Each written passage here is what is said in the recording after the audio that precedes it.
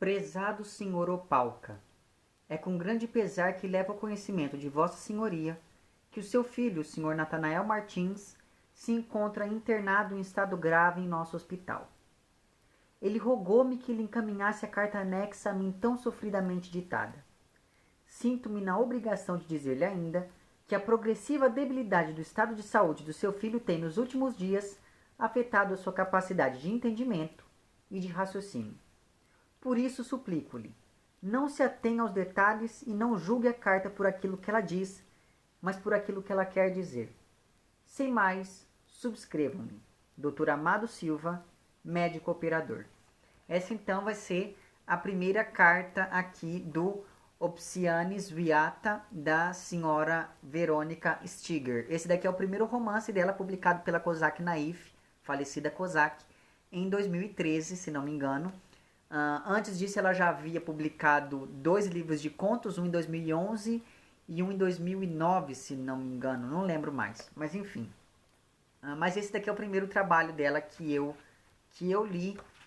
Não é a primeira vez que eu li esse livro, eu acho que já é a terceira vez que eu o leio. Só que eu nunca fiz vídeo aqui no canal por alguma razão que eu desconheço. Essa edição ela é muito bonita, enfim, tanto por fora quanto também por dentro. O texto de orelha é pela Flora Suskind, eu não sei falar o nome daquela mulher. Mas enfim, é um texto muito bacana também. Mas é um texto, enfim, tem um problema só nesse texto, mas eu não vou falar qual é, claro. Problema, na minha opinião, não é um problema de ordem formal nem nada, mas é que eu acho que ele dá um spoiler do livro aqui na orelha, mas enfim.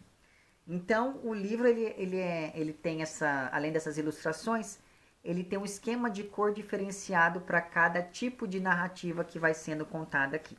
Por quê?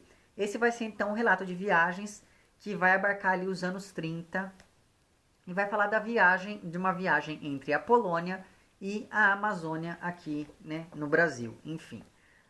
E como eu percebo que grande parte ou alguns dos romances contemporâneos brasileiros seguem por essa linha de tentar fazer uma narrativa de deslocamento, uma poética do deslocamento que eu acho bem bacana. Então, a gente consegue ver que a Verônica ela se encaixa dentro da contemporaneidade brasileira literária com um livro extremamente significativo, como é o caso desse daqui. Apesar disso, a gente percebe que aqui tem várias influências, principalmente do modernismo de 1922, de Oswald, de Drummond e essa galera toda, porque um dos personagens aqui se chama Bop, uma referência clara ao Raul Bop, né? Sei lá, tem um momento aqui em que ela faz uma leve brincadeira entre um jogo de crianças e a desconstrução do elefante que o Drummond propõe lá ou melhor, a construção, né, do elefante que o Drummond propõe lá na Rosa do Povo. O próprio fato de ser a história de um polonês que vem para o Brasil é como se fosse ali uma metáfora da questão do antropofagismo proposto pelos modernistas. Enfim, há uma série de indícios aqui que mostra bem o lugar histórico em que esse livro acontece e como que esse livro dialoga ali com esse lugar histórico que eu achei bem interessante. Enfim, então esse daqui vai ser um relato de viagem, mas a gente vai ter uma série de tipos narrativos aqui dentro. Então, ora vai ser narrado em primeira e em terceira pessoa, vai ter momentos que vão ser diários, vão ter momentos que vão ser cartas, vão ter momentos que vão ser uma narrativa direta, vai ter momentos em que vai ser uma narrativa organizada estruturalmente como se fosse um poema, como é o caso desse trecho final. Enfim, há um jogo entre texto e imagem muito interessante aqui dentro deste livro, porque assim, ele vai trazer várias propagandas e anúncios da imprensa brasileira dos anos 30, então achei bem legal mesmo essa intercalação, essa interposição entre texto e imagem, eu achei bem bacana. E vai ser propaganda de doce, vai ser anúncio de inauguração de teatro, vai ser, enfim, propagandas de chaveiros e de amoladores, vão ter fotografias do interior de navios e por aí vai, gente. Então é um livro muito bem construído nesse sentido, tanto imageticamente quanto no sentido narrativo mesmo. Pois bem, o que acontece? Acontece que nós estamos diante desse senhor Opałka, que é um polonês de mais ou menos uns 60 anos, que recebe essa carta do filho, vinda da Amazônia, dizendo que o filho está em estado terminal no hospital. E o senhor Opałka leva um susto, principalmente porque ele não sabia que tinha filho. Mas ainda assim, ele segue as recomendações, porque a carta do filho traz uma série de recomendações. Ele segue essas recomendações e acaba vindo então para a Amazônia. Ele vai começar essa viagem em um trem, e é nesse trem que ele vai conhecer o tal do Bop, que é uma figura extremamente engraçada aqui dentro. Ele é extremamente estabanado, extremamente expansivo, e este personagem vai meio que forçar ali uma amizade com o senhor Opałka, que é o seu total oposto. Enquanto o Opałka era muito recluso, muito silencioso, o Bop era extremamente extravagante. Enfim, então eles seguem essa viagem que começa de trem até chegar aqui na Amazônia algum tempo depois, porque eles têm que pegar navio e etc, etc.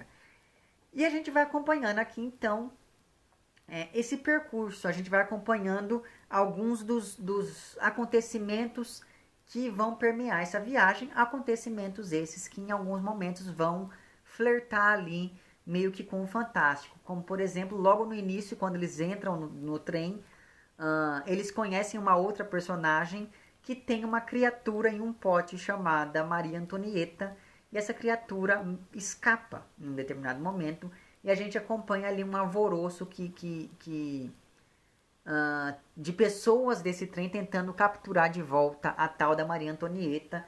Enfim, eu não vou falar o que é e não vou falar o que acontece. A própria viagem de navio mesmo é permeada por vários fatos meio que insólitos, como por exemplo o aparecimento de sereias, que não são sereias, eu não vou falar o que elas são, mas enfim, não são sereias. Mas o aparecimento de sereias. É um navio que tem surubas na cozinha. E é muito engraçado o momento em que algumas personagens vão descrever essas surubas.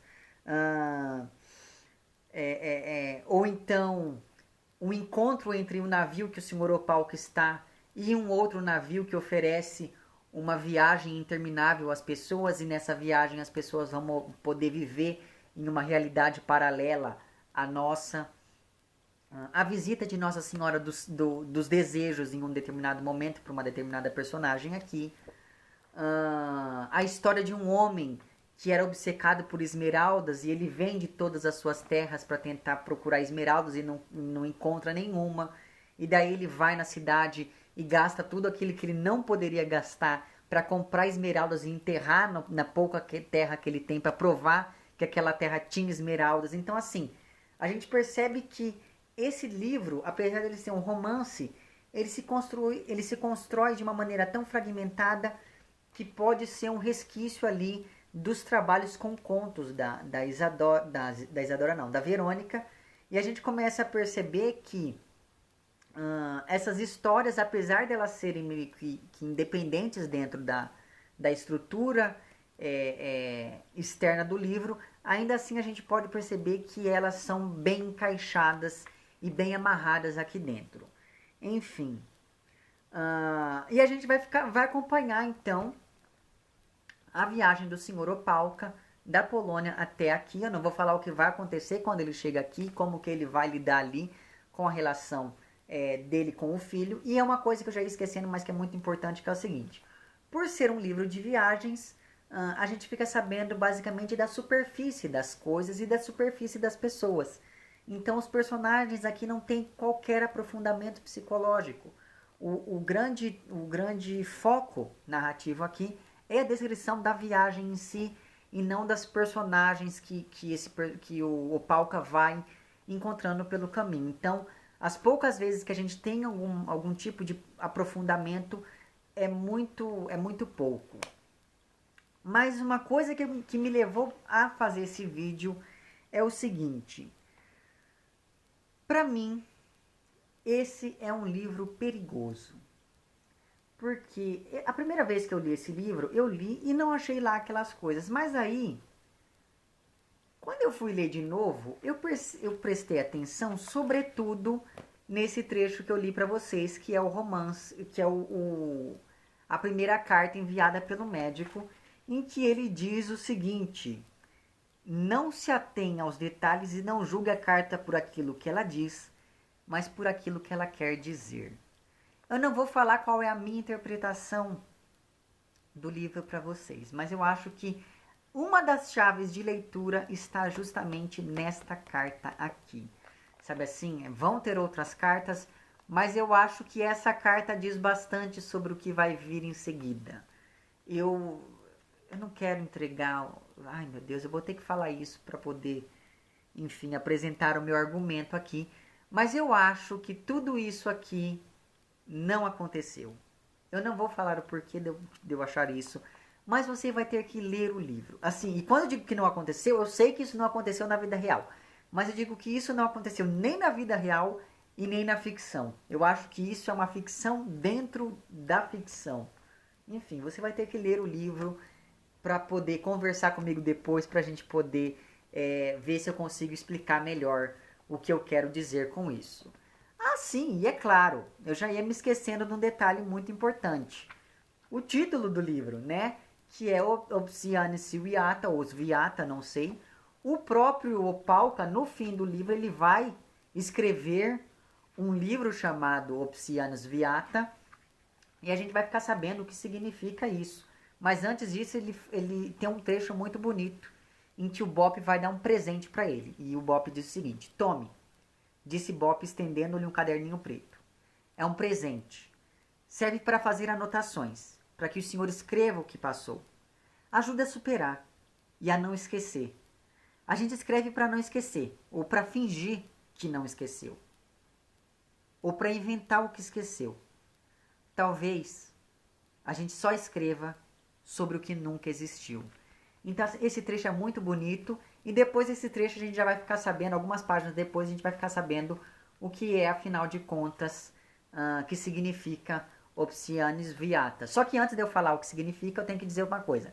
Eu vou deixar lá embaixo um link para um videozinho no site da Cosac Naif, em que eles mostram com alguns detalhes algumas das fotografias e algumas das páginas aqui do livro, que eu acho bem interessante você ver. Mas enfim, o que é que significa o título deste livro?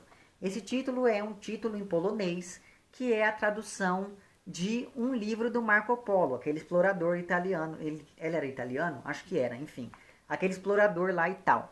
E Opsianis Viata significa